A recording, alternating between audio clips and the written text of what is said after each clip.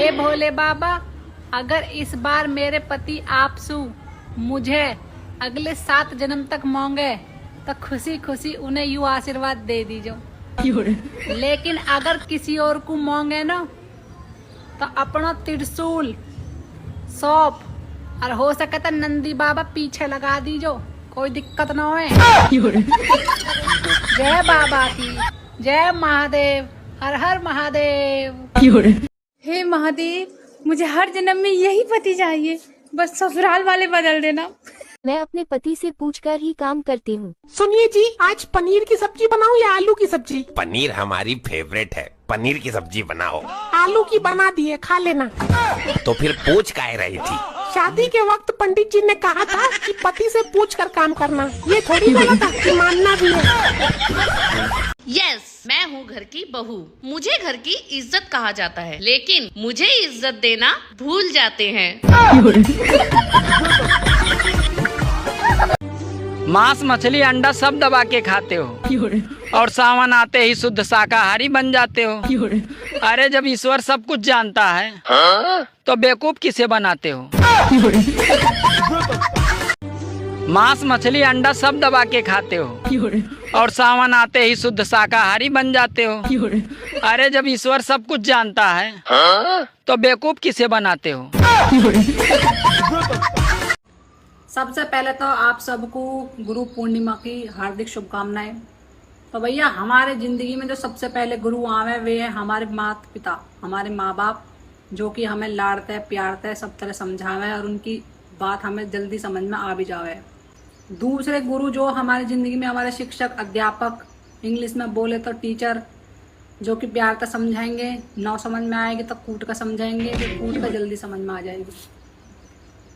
तीसरे हमारी जिंदगी में जो हमारे शादी के बाद हमारे पति देव, जो कि हमें बैठा के सिर्फ प्यार का ही समझा सकें और जो हमारे समझ में कतई आती ना हो। फिर उसके बाद हमारे गुरु, जो सबसे बड़े गुरु, महागुरु हमारी जिंदगी में जो आवे, हमारी सास, सबकी सास जो भी है, इनमें इतनी ताकत है, न तो ये मारती हैं, न ये बैठा कर समझाती हैं, औखन ही औखन में सब चीज के है। आलू के गर्मा गर्म पराठे। इस पराठे में आलू कहाँ दिख रहा है? आलू का दिख रहा? कश्मीरी पुलाव में कश्मीर दिखता देखो। हाँ सर बताइए, इतना अर्जेंटली कॉल करके क्यों बुलाया आपने? देखिए, आपका लड़का स्कूल में सबको बहुत परेशान करता है। अब परेशान तो ये हमें घर पे भी करता है, हमने कभी आपको कॉल करके बुलाया क्या? अरे हम तो स्कूल इसलिए भेजते हैं कि भाई कुछ देर आप झेल लो, कुछ देर हम झेल लेंगे, ऐसे मिल बांट के जिंदगी कट जाएगी। और आपके तो फिर भी 6-7 घंटे झेलना है, बाकी 18 घंटे तो हमारी छाती पे मूंग धलता है, उसका क्या? और आपको तो ऊपर से इसके लिए फीस मिल रही है। हमारा देखो ना, हमें तो उल्टे रुपए खर्च करना पड़ रहा है इसको पालने के लिए। अब आप खुद ही बताओ किसका दुख ज्यादा हुआ, हमारा या आपका? ऊपर से आप ऐसे कॉल कर करके हमको बुलाओगे तो कैसे काम चलेगा भाई? अरे लेकिन लड़का तो आप ही का है। ये यही तो दुख है कि लड़का हमारा है। अरे मैं तो चाहता हूँ कोई से गोद ले ले, पर मैं क्या करूँ? यदि मैं खुद ही, ये मेरी सगी औलाद नहीं होता तो मैं खुद गोद नहीं लेता इसको। तो मैं कैसे उम्मीद कर लूँ कि कोई भला आदमी, समझदार आदमी से गोद भी लेगा? मेरे को आपकी समझदारी पर डाउट हो रहा है। आप गोद लोगे से? क्या मैं अपने पति का खर्चा करूँ, मुझे बहुत दिक्कत आवे, मगर बेचारा बहुत मेहनत तक कमावे। फिर मेरे दिमाग में आवे, इतनी गर्मी में मैं नहीं सारा दिन काम करूँ, मैं भी तो इनका घर संभालूं, इसके आतंकवादी जैसे बच्चों लोग हैं हमारे पास, तो मेरा भी तो फर्ज बना है। गर्मियों में सबसे ज्यादा गाली खाने वाला अगर कोई इंसान है ना तो ये बिजली विभाग वाले। भाई इतने नालायक, कहा बताऊं तो मैं।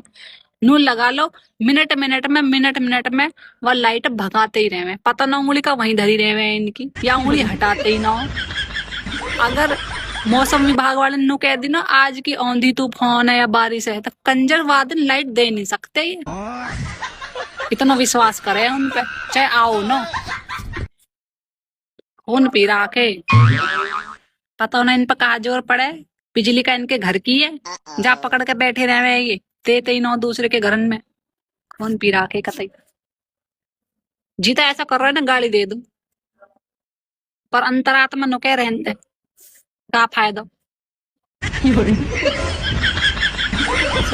2 टके की नौकरी करने वालों, लाखों का सामान आ गया है।